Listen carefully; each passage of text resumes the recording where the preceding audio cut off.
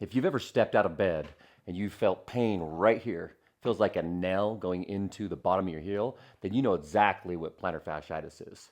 For 2 years, I tried everything I possibly could to get rid of plantar fasciitis, only for it to return with a vengeance. Extreme pain when you get up out of the morning and that first step before there's any circulation down there and you have that burning pain, that sharp shooting pain.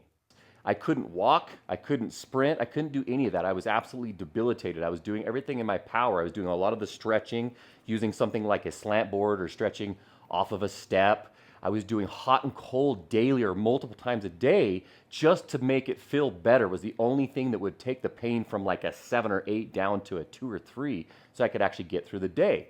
Now, if you're police, fire, or military, you're familiar with wearing boots on a regular basis for large amounts of time. The protection that the boots provide also come with a price. That is that you lose the movement or the mobility of the ankle. So I want to show you guys after 2 years what I actually did to fix this. Most people that spend all their time focusing on the calf. Now, while the calf plays a major part, you also have all these other aspects.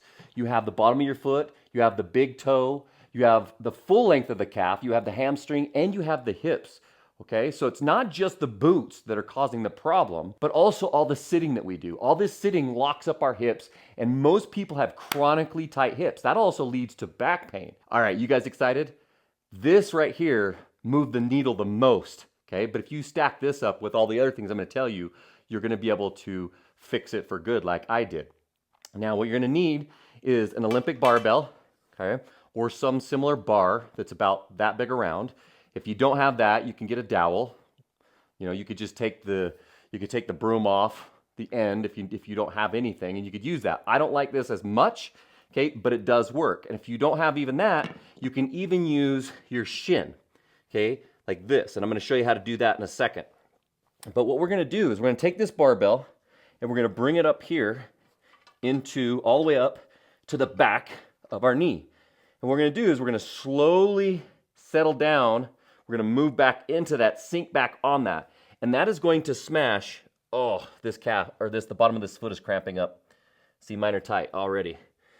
Okay, we're going to slowly move down, and that's going to smash the back of the calf, but also the back of the hamstring. Okay, then you're going to move forward, and what you're going to do is you're going to take that bar, and you're going to move from side to side like this. You're going to do that for a little bit, and then you're going to roll it down about an inch, and you're going to do it again. And you're going to do that all the way down to your Achilles. Now, what you're doing is you're looking for the most tender spots. Now, on the foot that you have plantar fasciitis, you're going to find a place that's super, super tight and irritated, okay? That's where you want to spend most of the time. You may only be able to spend a little amount of time because it might be so painful. Don't go past a 7, okay? You don't want to bruise something. You don't want to make it worse. But when you find that area, just go back and forth and smash that sucker out, okay? Just like that. Go all the way down, 1 inch at a time, all the way down to Achilles heel. Spend about 30 seconds to 2 minutes on it. Now, like I said, if you don't have the barbell or you don't want to use the barbell, which I think it's the most effective by far, just use the dowel. Same thing, okay? You might have to push down and add more of your own pressure in it because it's not as heavy. If you don't have that, then you take, like this, you take your shin and kind of try to do the same thing, like that. I've heard it called a shin bone saw before, but you're looking for those areas that are nice and tight, and you want to work those out, okay? Now, that's step 1. Step 2 is you may want to smash the bottom of your feet a little bit. If the bottom of your feet, those arches are nice and sore, you can do that. You can do that with this. You can have, with a lacrosse ball, and you can smash it out. Don't push on the bony areas. Just push on the areas of the arch, okay? Open that up a little bit. Now, we're gonna move into the second part, which is toe dorsiflexion. That's how much your toe can actually flex upwards. And what we're gonna do is we're going to bring it back, and we're gonna take our knee, slowly drop it down as far as you can go. And you're gonna work into that. See, I'm using my hand to brace myself so I can determine how much pressure I put on it. You're not forcing this. You're not forcing these things. You're spending 30 seconds to 1 or 2 minutes on each one of these things, okay? but you may only be able to do 10 or 15 seconds when you first do it because it's so tight and so painful. All right?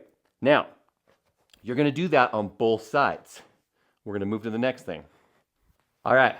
The next problem area is going to be your hamstrings. Now, we did a little smashing on the hamstrings, okay? What we're going to do is we're just going to do something that's called elephant walks. So we're just going to bend over. If you can't touch the ground with your fingers, right? If you're super, super tight, then grab something like this that you can actually scale it. And what we're going to do is we're going to go toe, heel. And when you go back, you don't want to lock out back, but you want to go kind of straight with your knee, with your leg. You're going to straighten your leg out. You're going to do that with each one, okay? And you're going to feel a nice stretch on your hamstring up into your hip, all right? As that gets to the point where you feel like that's getting more and more loose, you can go down further and further. So you're going to do this for 30 seconds to 2 minutes, okay? That is going to open up your hamstrings, which is another part, okay? This whole string runs from your big toe, your arch, around your heel, up through your calf, hamstrings, and into your hip. We want to hit all of those things. All right, so don't neglect this. Okay?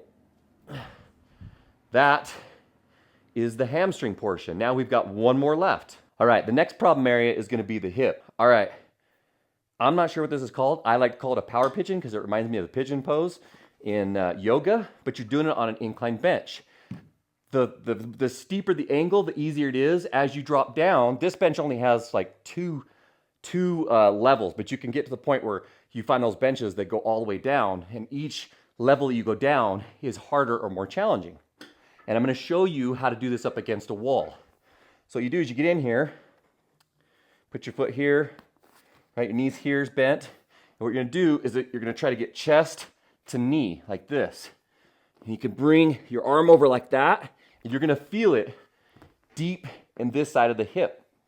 You can also change the back leg over here to the side to make it harder. So if I'm here, it's easier. If I bring my foot over here, it's harder. Okay? And this will really get down into those deep hip muscles as you're stretching forward. I'm going to show you how to do that against the wall in case you don't have a bench. All right. If you don't have a bench, I call this the figure four. I'm not sure exactly what it's called. What you do is you're going to go up against the wall, right? The further out you are, the easier it is. I generally go where I can touch or just out further than that. And you're going to push your foot into the wall. You bridge up and you cross your leg over. And then you drop your hips down. You're going to feel that nice stretch right there. And you're going to take this arm, and you can take it, and you can press out against your knee. Flex your toe up to protect the side of your knee. Now, you're going to rock back and forth. Find the tightest areas. Oh, like for me right there. And hang out in that area for a little bit. Maybe push into it. Now, what you can also do, take this leg, cross it over even further, and drop down to the side, really get some areas that you wouldn't normally get. You can even get some lower back and some QL up in there. It opens up this whole outside of your hip. This is absolute gold. All right, in summary, if you want to get rid of your plantar fasciitis for good, follow these 5 steps. Use the barbell, calf, and foot smash. Work on your big toe. Open up your hamstrings. Open up your hips, and then finally go into a full, long calf stretch. And here's a massive bonus tip. Use hot, cold alternating back and forth to reduce pain and inflammation until you fix your shit.